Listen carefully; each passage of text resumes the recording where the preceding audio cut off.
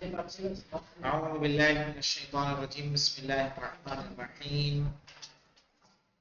نقوش امامت میں ہم لوگ پڑھ رہے ہیں زندگانی پانچویں امام محمد باقر علیہ السلام کی، اور آج آپ کی زندگی میں ہم جانیں گے آپ کے شاگردوں کے تعلق۔ کہہ رہے ہیں حضرت امام محمد باقر علیہ السلام نے فقہ، حدیث، تفسیر، حدیث اور تفسیر اور دوسرے اسلامی علوم میں بہت سے جید شاگردوں کی تربیت فرمائی کہ جن میں سے ہر ایک عظیم علمی شخصیت شمار کیا جاتا تھا، یعنی وہ سب بھی بڑے بڑے عالم تھے۔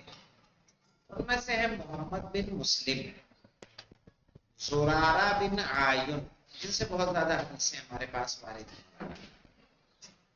محمد بن مسلم، زرارہ بن عایون، ابو بصیر، ان سے کافی روایتیں ہیں ابو بصیر سے۔ یہ ہے برید بن معاویہ عجلی، جابر بن یزید، عمران بن عایون اور ہشام بن سالم جیسی بزرگ ہستیوں نے آپ کے در سے ہی تربیت پائی تھی۔ چھٹے امام علیہ السلام فرماتے ہیں کہ ہمارے مذہب اور ہمارے والد کی احادیث کو 4 لوگوں نے زندہ کیا، اور 4 لوگ یہ ہیں۔ کیا کہا؟ ہمارے مذہب اور میرے والد کی حدیث کو کتنے لوگوں نے زندہ کیا؟ 4 لوگوں نے زندہ کیا۔ وہ 4 لوگ یہ ہیں، کون کون؟ زرارہ، یعنی امام فرما رہے ہیں ان لوگوں نے پورے مذہب کو زندہ کیا، یعنی اتنی حدیثیں انہوں نے بیان کی۔ کم شخصیت نہیں ہے مولانا، یہ بہت بڑی شخصیت ہے، ٹھیک ہے۔ ابو بصیر، جن کی کنیت لے سے مرادی ہے۔ اور آ جائیے محمد بن مسلم، برید بن معاویہ عجلی، یعنی اگر یہ افراد نہ ہوتے تو کوئی بھی شخص دین کی تعلیمات اور پیغمبر اکرم صلی اللہ علیہ وآلہ وسلم کے مکتب سے مستفیض نہیں ہو سکتا تھا۔ یہ لوگ حفاظت دین میں مصروف تھے۔ یہ لوگ ہمارے دور کے شیعوں میں سب سے پہلے افراد تھے جو ہمارے مکتب سے آشنا ہوئے، اور قیامت کے دن بھی دوسروں سے پہلے ہم سے ملحق ہوں گے، یعنی وہ منزلت ہے۔ قیامت میں بھی اہل بیت سے ملنے والے یہ لوگ ہوں، پورے اہل مذہب اہل بیت کو پھیلانے والے یہ لوگ ہیں۔ سوچیے کتنی بڑی فضیلت ہے۔ اور کون کہہ رہا ہے؟ چھٹے امام۔ صحیح ہے، لوگ اپنے ہمارے دور کے شیعوں میں سب سے پہلے افراد تھے جو ہمارے مکتب سے آشنا ہوئے، یعنی ہمارے مذہب کو جانا، اور قیامت کے دن بھی دوسروں سے پہلے ہم سے ملاقات ہو جائیں۔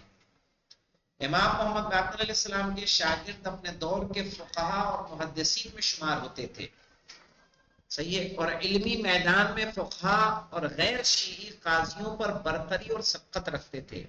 غیر شیعی قاضیوں پر، یعنی وہ قاضی جو اہل سنت کے مذہب سے تعلق رکھتے تھے یا جن کا تعلق درباری تھا، درباریوں سے تھا، ان سب میں برتری رکھتے تھے یہ۔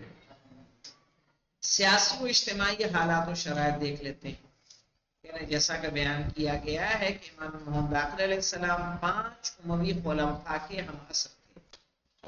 کتنے؟ 5۔ اب ہم امام محمد باقر علیہ السلام کے زمانے کے سیاسی اور اجتماعی حالات کا جائزہ لینے کے لیے حکومت اور سماج جی ہم عصر یعنی اسی زمانے میں جی ان خلفاء کا اور امام کا زمانہ ایک ہی تھا۔ حکومت و سماج کو چلانے میں ان خلفاء کی خصوصیات کی طرف اشارہ کرتے ہیں۔ ظلم و ستم، استبداد و زبردستی میں، یعنی استبداد میں ظلم کو کہتے ہیں، اپنے بزرگوں سے کم نہیں تھے، لیکن ملک کی دیکھ بھال اور امور جامعہ کو چلانے کے لحاظ سے ایک دوسرے سے متفاوت تھے۔ متفاوت سمجھ میں آتا ہے کس کو کہتے ہیں؟ متفاوت یعنی الگ تھے، جدا تھے، جن کی طرف اشارہ کرتے ہیں۔ ولید آبادی، اور آباد سازی سے دلچسپی رکھتا تھا. ولید آبادی اور آباد سازی سے دلچسپی رکھتا تھا. آبادی یعنی لوگوں کا وہ، اور آباد سازی نئی نئی بستیاں بسانا. اس نے عمومی اور رفاہی کام کیے. صحیح نا؟ عمومی یعنی ایسے جو لوگوں کے کام آئے. مثلا اسپتال اور دارالایتام یعنی یتیموں کی پرورش کا گھر تاسیس کیا. کیا بنایا؟ اسپتال بنوائے اور یتیموں کے لیے مکان بنوائے. چونکہ جنگیں زیادہ ہوتی تھی، جنگوں میں لوگ شہید ہو جاتے تھے. ان کے والد کی شہادت کے بعد ان کے بچوں کی دیکھ بھال کے لیے کوئی جگہ نہیں ہوتی تھی، اس لیے دارالایتام بنوائے گئے. اس کے دور میں بنی امیہ کی حکومت کے حدود کو مشرق و مغرب میں وسعت ملی اور فتوحات کا سرا اندلس یعنی اسپین تک پہنچ گیا تھا. اسپین تک فتح ہو گیا تھا. اسپین ابھی کہاں؟ یورپ میں ہے.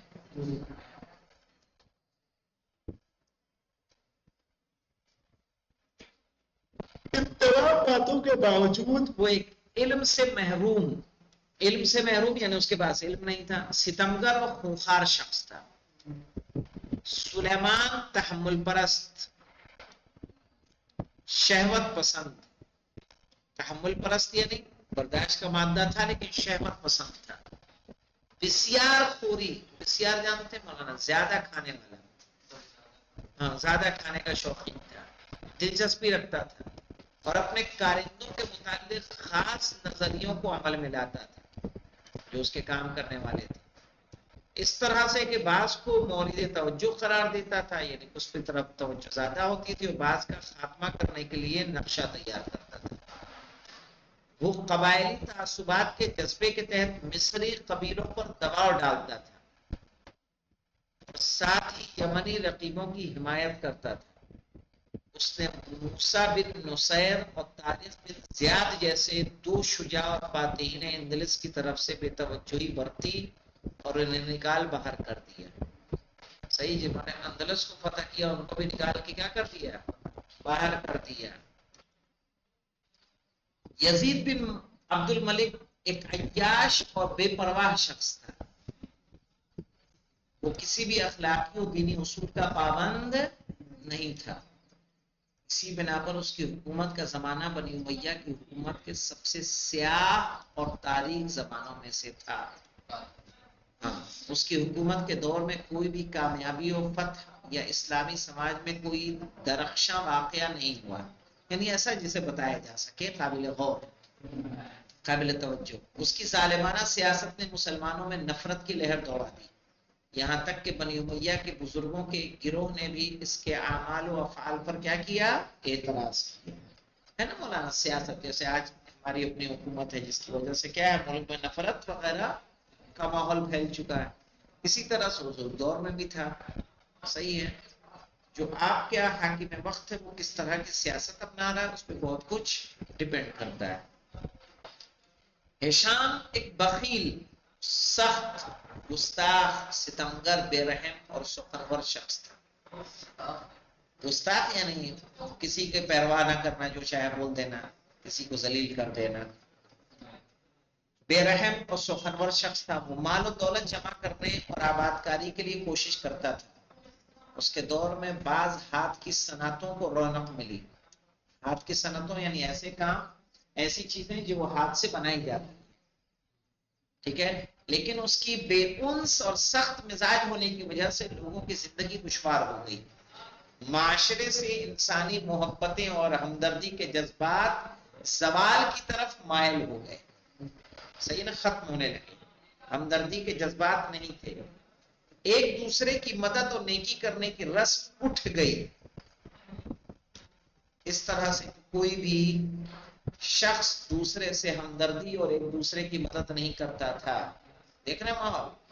ہشام دوسرے خلفاء سے زیادہ پانچویں امام سے سختی سے پیش آتا تھا. یعنی اتنے خلفاء نے اور باقی خلیفہ نے جو ہے پانچویں امام کے ساتھ اتنی سختی نہیں کی، اتنی سختی کس نے کی؟ ہشام نے کی. ان تمام خلفاء کے درمیان عمر ابن عبدالعزیز کو مستثنا کرنا چاہیے. کیونکہ وہ نسبتاً عدالت برتنے والا اور پیغمبر اکرم کے خاندان سے محبت آمیز برتاؤ کرتا تھا. صحیح. کس نے؟ عمر ابن عبد العزیز. اس نے بہت سے بڑے کام کیے، بڑے بڑے قدم اٹھائے. خواہ وہ بنی ہاشم و فاطمیوں کے پامال شدہ حقوق میں سے بعض کو واپس دلانے کی راہ میں بہت، یعنی کوشش کی کہ جو حقوق آپ کے لوٹے گئے ہیں، مارے گئے ہیں، ان کو آپ کو واپس دلایا جائے، یا معاشرے میں عدالت کو رواج دینے کی راہ میں. اس نے امیر المومنین پر دشنام ترازی کی بدعت کو جو معاویہ کے دور سے رائج تھی ممنوع قرار دیا. یعنی جو علی علیہ السلام کو سب و شتم و گالی دی جاتی تھی جمعے کے خطبے میں باقاعدہ، اسے آپ نے کیا، اس نے کیا کیا، اسے منع کیا. اور باغ فدق کو حضرت فاطمہ زہرا سلام اللہ علیہا کے صاحبزادوں کو واپس کر دیا. اس نے غیر عرب مسلمانوں کی حمایت کی. صحیح ہے، جو عرب مسلمانوں کے برابر حقوق سے محروم تھے. پہلے عرب و مسلمان اور غیر عرب مسلمانوں میں فرق کیا جاتا تھا. چنانچہ آگے بیان کریں گے کہ وہ پہلا خلیفہ تھا جسے قانونی طور پر حدیث کو جمع کرنے اور لکھنے کی رغبت دلائی، ورنہ حدیثوں کے جمع کرنے اور لکھنے پر بھی پابندی تھی. گویا اس کی انہی خدمات کو دیکھتے ہوئے امام محمد باقر علیہ السلام فرماتے تھے عمر ابن عبدالعزیز بنی امیہ کی نسل کا نجیب مرد تھا. کیا فرماتے تھے؟ عمر ابن عبدالعزیز بنی امیہ کی نسل کا نجیب یعنی نیک فرزند تھا. صحیح ہے، اچھا انسان تھا، اس نے کافی کام کیے ہیں. حدیث لکھنے پر پابندی انشاءاللہ اس کو ہم بتائیں گے. تو سمجھ لیں عمر ابن، یعنی دیکھیے ہمارے ایک استاد بتایا کرتے تھے کہ آج بھی عرب میں بچے جب یعنی ایک دوسرے کی توہین کرنا ہوتا ہے تو ایسے کہ شو انت ابو الحسن. ابو الحسن کس کا لقب، کس کی کنیت ہے؟ مولا علی کی. کسی کی توہین اور تحقیر کرنی ہو تو شو انت ابو الحسن، یعنی کیا تم ابو الحسن ایسا کام کر رہے ہو. آج بھی رائج ہے. ان کا بتانا تھا صحیح جابر کا، پاکستانی تھے ہمارے استاد تھے، کہ بچے یہاں کھیل کھیل میں کچھ پڑھتے ہیں، بلا جھول رہے ہیں، کچھ ہے نہیں، گیت ہوتا ہے نا پرانا جو زمانے سے چلا آتا ہے، اس میں بھی کچھ ایسے کلمات تھے میں نے خود اپنی آنکھوں سے کانوں سے سنا ہے کہ جس میں مولا کائنات کو آج بھی بددعا دی جاتی ہے، دشنام کیا جاتا ہے. جائے کہ جمعے کے خطبے میں صراحتاً خطیب کھڑا ہوتا تھا، جہاں حمد پروردگار ہے وہیں دشنام کرتا تھا کس پر؟ مولا کائنات پر. اسے ختم کیا کس نے؟ عمر ابن عبدالعزیز نے، جو کہ اس کی حکومت بہت زیادہ نہیں رہی، بہت کم رہی، 2 سال 2.5 سال رہی. انشاءاللہ حدیث لکھنے پر پابندی کو کل پڑھیں گے. اتنا ہی تو نہیں ہے نا، ابھی اور ہے نا. ٹھیک ہے.